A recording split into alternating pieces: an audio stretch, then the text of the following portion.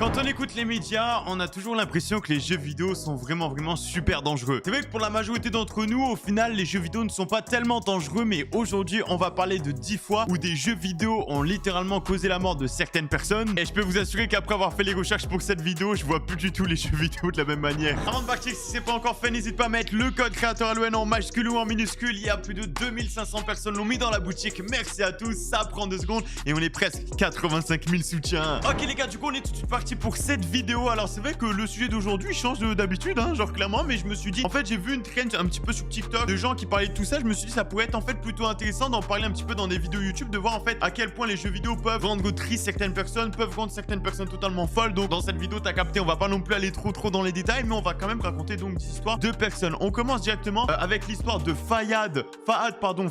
Du coup faut savoir que ça c'est un enfant de 11 ans. Il y a certains moments où directement en fait on a des informations parce qu'il y a eu un procès. Des fois c'est la famille qui en parle, des fois il y a des photos, des fois il n'y a pas de photos. Donc là notamment il n'y a pas trop de photos, il y a juste des informations en fait de la part de la famille. Donc en fait c'est un enfant qui est malheureusement décédé dans l'année 2018 littéralement à cause de Fortnite. Alors il faut savoir que c'était un enfant qui avait seulement 11 ans. Les gars, genre vraiment dans cette vidéo je sais qu'on va parler de trucs un petit peu en mode triste, tu vois ce que je veux dire, mais en mode faut pas non plus avoir la vision de se dire genre vu que je joue aux vidéos tout ça ça va m'arriver et tout, genre vraiment encore une fois genre c'est des histoires, tu vois ce que je veux dire, mais je préfère le préciser dès le départ de la vidéo. Donc en fait c'était un enfant qui était très addict à Fortnite. C'est un enfant qui dès qu'il jouait à Fortnite il était très stressé, genre tu sais il prenait vraiment Fortnite comme un, tu vois ce que je veux dire, il prenait Fortnite vraiment très au sérieux. Forcément quand t'as 11 ans tu te rends pas forcément compte des choses, donc là je pense que c'était peut-être plus aux parents de jouer un rôle. On va pas leur jeter la pierre. Alors il faut savoir que c'était du coup un enfant voilà qui jouait quasiment 5, 6, 7 heures par jour, que du coup il y avait un soir où en fait il était très stressé, très énervé justement à cause de Fortnite. Il y avait un de ses potes qui était pas forcément venu jouer, donc il était vraiment sous tension, tu vois ce que je veux dire, et au final il est décédé pendant qu'il était en train de jouer à Fortnite, tout simplement d'une crise cardiaque d'après la famille. Et même son oncle a tout simplement juste après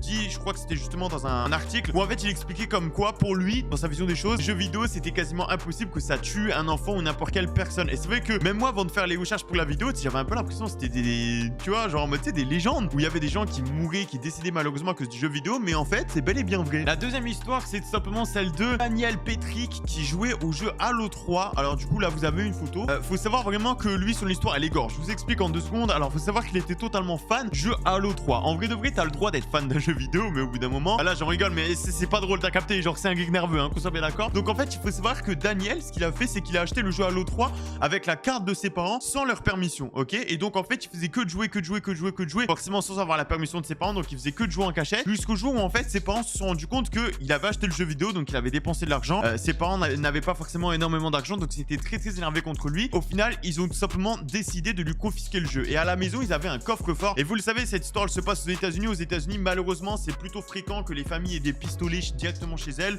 Ça après c'est un autre débat, mais il faut savoir qu'en fait à un moment donné il a trouvé les clés du coffre-fort là où était en fait caché le jeu, et il y avait tout simplement un pistolet qui était à côté.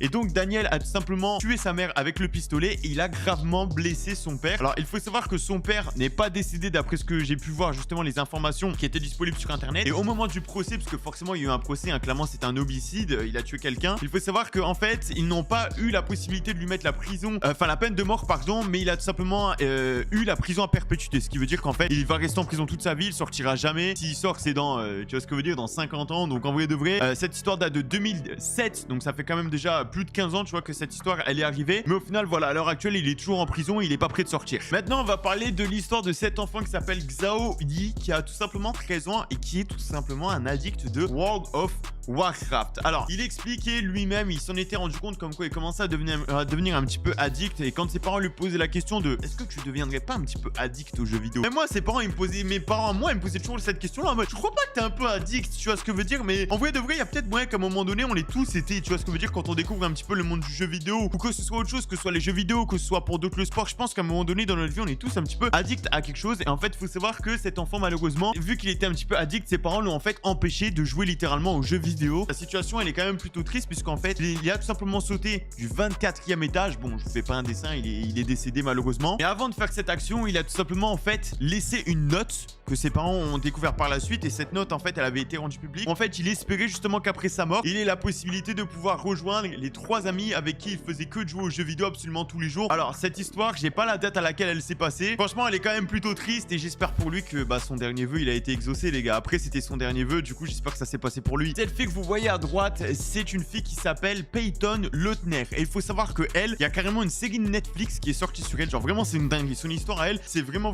une dinguerie. Alors du coup, en fait, elle s'est retrouvée dans un endroit. Elle était au mauvais endroit, au mauvais moment, mais pas vraiment. Vous allez tout de suite comprendre. En fait, elle s'est faite attaquer dans une forêt par deux personnes. Il y avait du coup une fille et un mec qui étaient en train de tourner une vidéo. Mais en fait, cette fille et ce mec, c'était des amis à elle, à la base des bases, mais ça faisait déjà plusieurs mois qu'ils avaient prévu leur coup. Et en fait, il faut savoir qu'ils essayaient de refaire tout simplement une scène de Slenderman. C'est vraiment des trucs gore, hein, genre tu vois ce que je veux dire, c'est vraiment bon, bref, ceux qui connaissent Slenderman ou qui ont vu la série en vidéo, vous voyez de quoi je parle. Et il faut savoir que en fait, il n'est pas décédé, genre vraiment, elle a réussi à s'échapper et tout ça, mais encore une fois, il y a la série qui est sur elle et tout, elle est vachement intéressante et elle récap super bien l'histoire. Et il faut savoir qu'en fait, les deux personnes qui ont fait ça, le mec est tout simplement en prison, mais il ne l'est déjà plus. Ça veut dire en fait, il a pris 25 ans de réclusion criminelle et au bout de 4 ans, il a été relaxé, genre vraiment au bout de 4 ans, genre, enfin, je veux dire que genre, ils ont essayé de la tuer, la pauvre.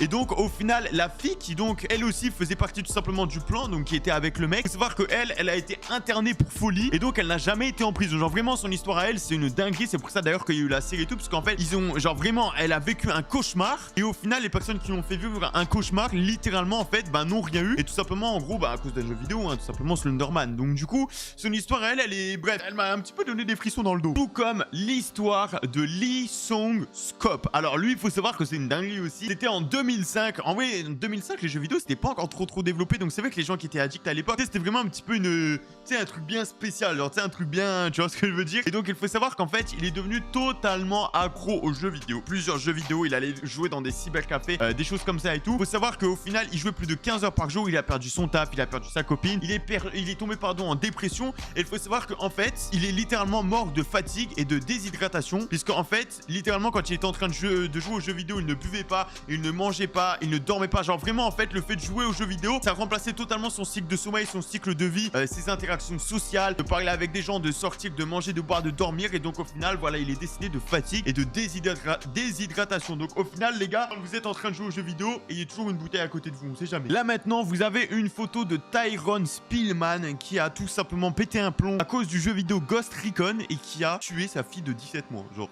what the fuck, genre juste what the fuck. En fait, apparemment, il était en train de jouer, il a totalement pété un plomb, il a pris sa Xbox, il l'a explosé par terre et après, il a été tuer sa fille à cause d'un jeu vidéo parce que c'est le mec a pété un plomb parce qu'il a ragé. Genre, je vous jure, les gars, vous voyez quand nous on est en train de rager, tu sais, j'ai déjà fait des vidéos en mode genre ouais, les meilleurs moments de rage sur Fortnite, les moments les plus drôles, les gens qui cassent des setups. Moi, j'étais là en mode pourquoi vous cassez des setups? C'est inutile, mais en fait, genre, c'est des setups. Enfin, genre, je sais pas du tout, dites-moi votre avis dans l'espace commentaire, mais est-ce que vous aviez déjà vu les jeux vidéo sous cet angle-là, genre où il y avait vraiment des gens qui pétaient totalement un plomb et genre, tu sais, qui limite, genre en mode, ils savent plus faire la différence entre la vie réelle et les jeux vidéo. Genre, c'est vraiment une dinguerie. Et en fait, c'est totalement ce qui s'est passé avec la prochaine histoire. En fait, on a un enfant de 8 ans qui a tué avec un pistolet son arrière-grand-mère de 87 ans. Alors, il faut savoir qu'il était en train de jouer aux jeux vidéo, notamment à GTA 4. Donc, cette histoire, elle remonte quand même un petit peu. Et il faut savoir que sa grand-mère, son arrière-grand-mère, elle en avait totalement marre qu'il joue aux jeux vidéo. Donc, au final, elle a fait quoi? Elle a essayé de lui prendre sa console. Il a pris un pistolet, il l'a tué. Genre. Et du coup, il faut savoir que vu qu'il avait seulement 8 ans au moment où ça s'est passé, eh bien, il n'y avait aucune responsabilité en fait pénale. Ça veut dire qu'il était trop jeune pour justement pouvoir être jugé. Et au final, il n'a absolument rien eu. Genre, après, je sais pas en fait, à 8 ans, enfin,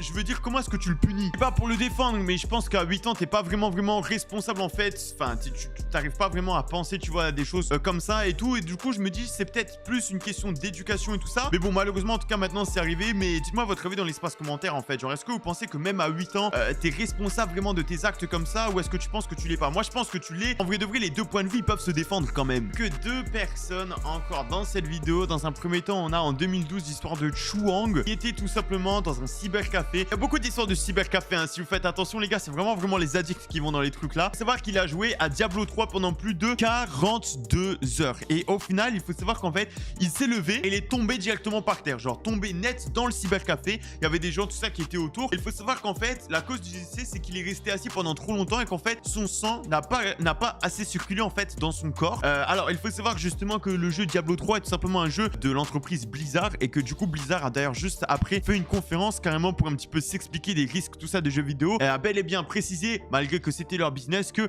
une vie avait beaucoup plus d'importance qu'un jeu vidéo. Alors, je pense que des gens qui sont pas addicts aux jeux vidéo, ils comprennent cette phrase, mais quelqu'un qui est addict aux jeux vidéo, il la comprend pas forcément. Donc au final, malheureusement, voilà, il est décédé en 2012. Et enfin, on va terminer avec une histoire qui se termine plutôt bien. Allez, on va terminer avec une histoire plutôt bien. Il faut savoir que c'est l'histoire de Carl Thompson, qui est devenu totalement accro aux jeux vidéo Fortnite et qui en fait s'est mis à jouer plus de 10-12 heures par jour aux jeux vidéo. Totalement frustré, totalement en pleine dépression, et son meilleur moyen de s'en sortir d'après lui, c'était en fait de mettre fin à ses jours lui-même. Alors il faut savoir que précédemment, il avait déjà eu une période où il était accro à COD, où il était déjà accro à GTA et tout ça. Et en fait, il faut savoir que juste avant qu'il saute du 3e étage, donc là où il habitait, son père a réussi à le rattraper. Et juste après, dans une interview, il avait tout simplement avoué comme quoi en fait son addiction aux jeux vidéo et l'addiction aux jeux vidéo de manière générale, c'était une boucle sans fin, que c'était quasiment impossible de s'en sortir. Mais au final, après ce que j'ai pu voir comme information sur internet, à l'heure actuelle, il se porte très bien, il n'est plus addict aux jeux vidéo. Donc au final, cette histoire là, elle se termine plutôt bien. Dites-moi dans l'espace commentaire les gars ce que vous en pensez. Je vais pas vous mentir, moi j'étais un petit peu choqué en faisant les recherches pour cette vidéo, en mode ouais, je verrai vraiment plus du tout les jeux vidéo de la même manière. Je sais pas ce que vous en pensez.